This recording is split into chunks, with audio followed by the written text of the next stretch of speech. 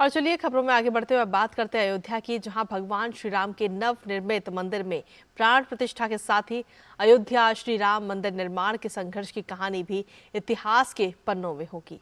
बरसों बरस से धूप, सर्दी और बारिश में कारसेवकपुरम में पत्थरों को भी मंदिर की बुनियाद से लेकर कारीगरों तक अपने को लगाए रखा। जाने का इंतजार है। पत्थरों में चित्र उतारते कारीगर बेहद खुश हैं। उन्हें मालूम है कि आने वाले दिनों में वे भगवान राम के भव्य मंदिर बनाने के सहभागी होंगे। अदालत की चौखट से लेकर राजनीति की कठिन गलियों में डूबते उतराते विषय से अनभिज्ञ असम के रंजीत मंडल जैसे कई कारीगर पत्थरों में प्राण डाल रहे हैं। उनकी श्री राम के प्रति श्रद्धा उनके काम को और निखार रही है। 1997 में एक वेदव्यास की मूर्ति बनाए थे गुवाहाटी में। तब माननीय अशोक सिंघल जी हमको उसका अनावरण के लिए गया था, तो उन्होंने ले आए थे 97 में। उसको दिल्ली में था, उसके वहाँ से हम चंपत राय जी के साथ कारसेवकपुरम आके पहुँचे। तो यहाँ से कोई जगह भेजने के बाद, नानाजी देशमुख जी के पास भेजने के बाद, कोई जगह भेजने के बाद फिर हमको ये 2013 में ये पास हुआ, जो माननीय अशोक सिंघल जी के आदेश था। जब पुत्रराष्ट्रीय यज्ञ से राज्याभिषेक तक मूर्ति निर्माण करना है, जो हमारा लंका जाने तक हनुमान जी का मूर्ति लगभग तैयारी में है। मर्यादा पुरुषोत्तम श्री राम के बाल रूप से लेकर लंका विजय तक की मूर्तियां स्वतः रामचरितमानस का संपूर्ण अध्याय बाँचती नजर आ रही हैं। महाराजा दशरथ के पुत्रेष्ठी यज्ञ से लेकर श्री राम के लंका विजय का मनोहारी दृश्य मूर्तियों में बोल रहा है।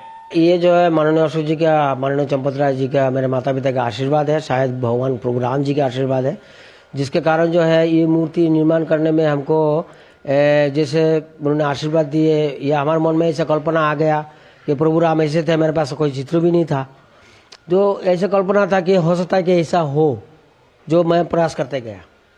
आस्था और विश्वास की यह धर्मनगरी भले ही वर्षों तक आशंकाओं के बादल से घिरी रही, लेकिन अयोध्या की भक्ति में शक्ति की ऐसी भाषा और दूरी दोनों मिट जाती है। अब लोगों के मन में यह बात गहरी हो चुकी है कि राम ही समरसता के सच्चे नायक हैं। हिंदी नहीं बोल पाने वाले कर्नाटक से आए लोग जय श्री राम के नारे लगाते देखे गए। जय श्री राम, जय श्री राम। मोदी को बहुत बहुत धन्यवाद, और यो आदि नेता आदिनाथ योगी श्री को भी बहुत बहुत धन्यवाद। वो बड़ा बड़ा काम करता है। हम भी श्री राम का भक्त, उसके लिए मैं उसको जिंदा है।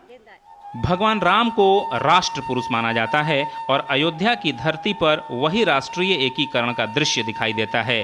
2.7 एकड़ में फैले 27,400 वर्ग फीट में मंदिर का निर्माण हो रहा है।